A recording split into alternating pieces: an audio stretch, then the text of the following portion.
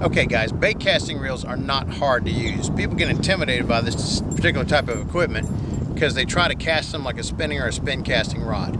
It's a totally different principle in casting, but it's not hard to teach. I've taught people in about 10 minutes to throw these. I'm going to teach you right now.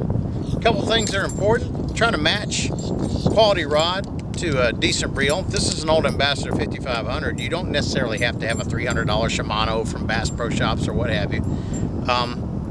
Just make sure the reel is decent quality and has a suitable number of bearings. You want 3 or more bearings usually in order to get smoother casts. Now the rod itself, this is a 6.5 foot medium heavy. It's a choice tournament rod. Walmart sells these. I got this one in Texas several years ago.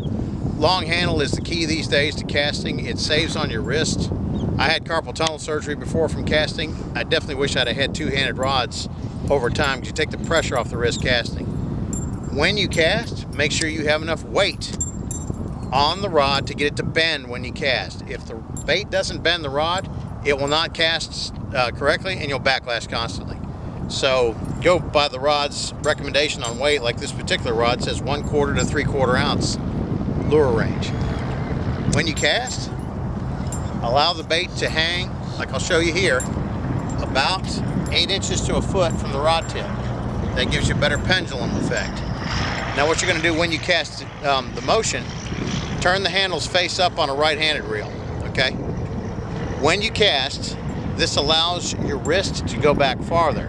The key to casting is to get it back over your shoulder like so to about 9 o'clock and cast down to 3 o'clock in your follow through.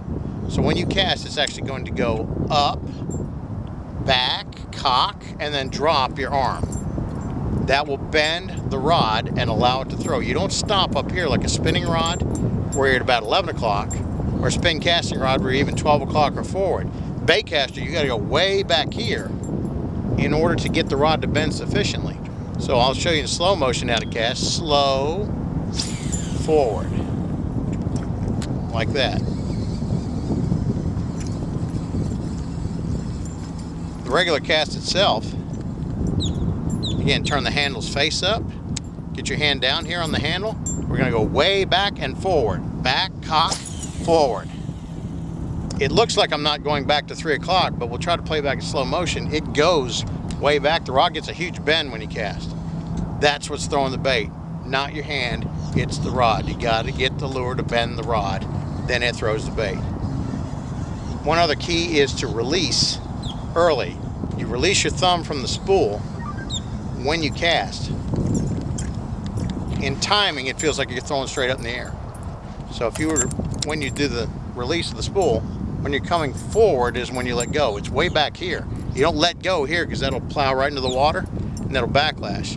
One other thing that's important too is when you cast, once it hits the water, stop the spool with your thumb. Otherwise it keeps on turning and it'll backlash then. So I'll show you another cast here.